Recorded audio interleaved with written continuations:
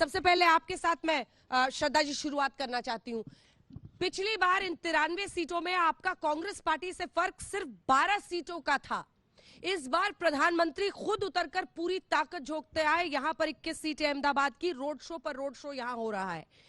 क्या आपको लग रहा है कि ये दूसरा फेज कठिन हो सकता है? पहले दौर में आप डर गए हैं कि जो वोटिंग कम हुई है उसकी वजह से कहीं मामला खिसक ना रहा हो। अंजना जी, पहला दौर हो या दूसरा दौर हो, हम किसी भी दौर से डरते नहीं हैं, क्योंकि भारतीय जनता पार्टी इसलिए नहीं डरती कि सिर्फ वो चुनाव में काम नहीं करती। 365 डे 24 आवर्स बूथ या शक्ति केंद्र पे हमारा संगठन और सरकार सभी लोग काम करते रहते हैं। और जो प्रचार की बात होती है, तो मुझे तो गर्व है, हर राजनीतिक पार्टी को प्रचार करना ही चाहिए। अगर हमारा विपक्ष प्रचार ना करे, अगर हमारे विपक्ष के नेता रैली या जनसभा ना करे, वो विपक्ष का प्रश्न है, विपक्ष उसका जवाब देगी। लेकिन हमें गर्व है कि हमारे प्रधानमंत्री जी, जो हमारे भारतीय जनता पार्टी के नेता भी हैं और गुजरात के तो वो अपने बेटे भी हैं, तो जिस हिसाब से रोड शो हुआ है, आपने अहमदाबाद का रोड शो देखा होगा कि लोगों ने कितना सारा प्यार प्रधानमंत्री को दिया है।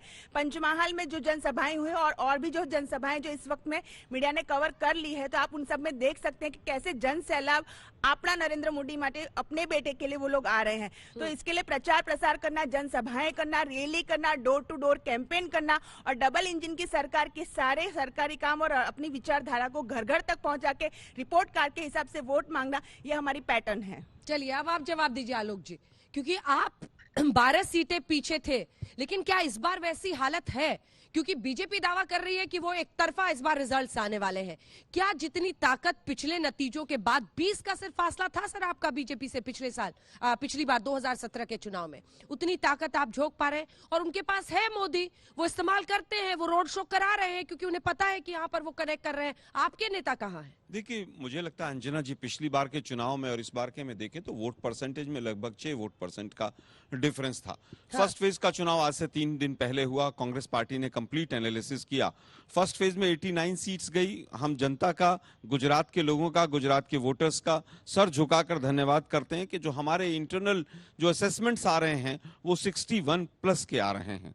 यहां तक कि CR पाटिल साहब का जो गढ़ था, उनकी जो लोकसभा थी सूरत, वहां पर भी हमने पूरी तरह से डेंट लगाकर 2 से 3 सीटें हम वहां पर भी निकाल रहे हैं। मोदी साहब रैली कर रहे हैं, मोदी साहब रोड शो कर रहे हैं, लेकिन रैलियों में लोग नहीं आ रहे हैं। इसलिए रैलियों का रास्ता छोड़कर जिस तरह से रोड शो पर चले गए हैं मोदी साहब, सरकारी पैसा, तमाम पैसा लगाकर, तामझाम लगाकर, आज रोड शो में भी मोदी साहब को वो किसी तरह का कनेक्ट लोगों में नहीं मिल पा रहा है। मोदी जी का रोड शो फ्लॉप हो गया है, मतलब आपके मुताबिक? मैं ये नहीं कहूंगा फ्लॉप हो गया है, लेकिन अगर आधा घंटा रोड को आप ब्लॉक करेंगे तो स्वाभाविक है वहां पर शहरों में लोग वहां पर खड़े मिलेंगे। अब बात आती है फर्स्ट फेज का जो चुनाव हुआ, उसमें क्या रिजल्ट रहा। फर्स्ट फेज के मैं 3 एनालिसिस बताता हूं।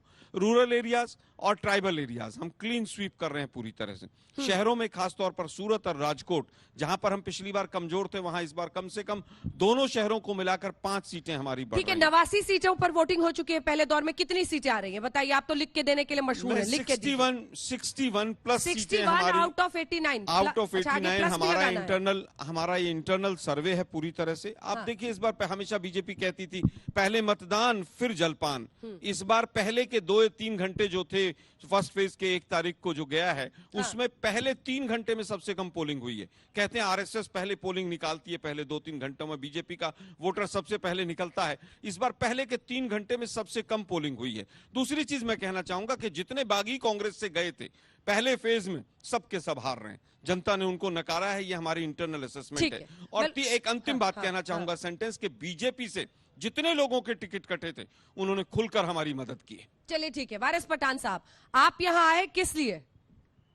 आपने बुलाया इसलिए। अरे यहाँ नहीं सर, गुजरात में ओवैसी साहब को लेके काहे को आए हैं वो पूछ रहे हैं। गुजरात की आवाम ने इसलिए बुलाया क्योंकि गुजरात की आवाम ने 30 साल कांग्रेस को सत्ता दिया। अच्छा, यहाँ से आवाज दे रही थी जनता हैदराबाद में कि ओवैसी जी आ जाइए। बिल्कुल, पूरा देश की जनता आवाज दे रही है। कितनी सीटों पर लड़ रहे हैं सर?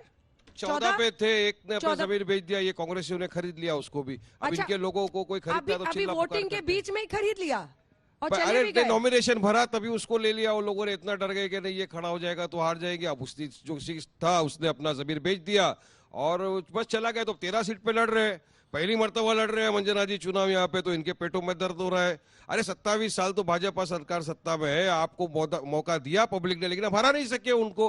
अब कांग्रेस 30 साल से है, ये दोनों ने मिलकर क्या विकास किया, और इल्जाम हम पे लगाते हैं रात दिन। अरे अभी तो गालियां दे रहे हैं हमको।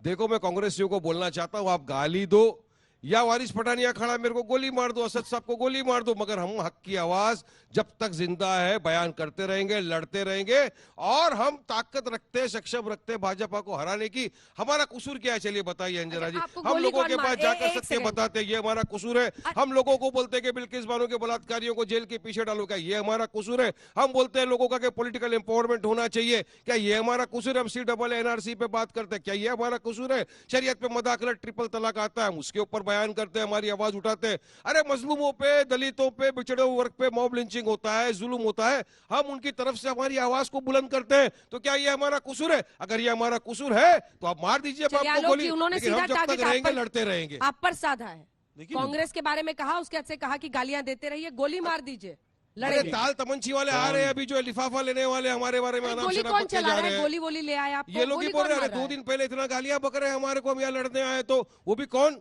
तबलची ताल तमंचे वाले जो एनवलप के ऊपर जिंदगी बिता दी, आज आके हमको गालियां बक रहे। कौन कौन नाम बताइए? अरे नाम बोलने से मकबूलियत मिलेगी, काय को नाम लेके जुबान खराब करना यहाँ पे इतनी बड़ी। आपके नेता पर सीधा टारगेट। मुझे लगता है कि आम आदमी पार्टी हो चाहे वो मीम हो, ये लोग B और C कैटेगरी में थे और अपने वक्तव्यों से भी सिद्ध कर देते हैं। या हमेशा कांग्रेस से टारगेट शुरू करते हैं और फिर भाजपा पर जाते हैं, तो वो कहीं ना कहीं अपने वक्तव्यों से ही सिद्ध कर देते हैं। इनको 12-13 सीटें मिली, और वो भी कौन? एक ही वर्ग के तमाम कैंडिडेट। क्या दूसरे वर्ग का कोई कैंडिडेट भाजपा की तरह आप लोगों को नहीं मिला? इनके जो कैंडिडेट्स हैं वो कमलम से आते हैं। खैर छोड़िए इनकी बात, ना इनका खाता। कैंडिडेट्स कमलम में तय होते हैं, बीजेपी दफ्तर में। इनके कैंडिडेट्स कौन लड़ेगा कौन नहीं लड़ेगा कमलम से तय होते हैं। 5 कैंडिडेट फर्स्ट फेज में 2-2 प्रपोजर के साथ थे, उनका तो कैंडिडेचर खत्म हो जाना चाहिए। जवाब इस पे लेने दीजिए, आपके कैंडिडेट वो फिक्स कर रहे हैं। हाँ नहीं, अभी 27 साल से तुमने वोट लिया और भाजपा को जिताया, आपने उसको इख्तियार की कुर्सी के ऊपर बिठा दिया भाजपा को। अभी हम तो सिर्फ 13 सीट पे लड़ रहे हैं ना, 169 सीट आपके लिए छोड़ा है। चलिए ताकत है, हिम्मत है, हराइए, सत्ता में बैठिए, अपना मुख्यमंत्री बना दीजिए।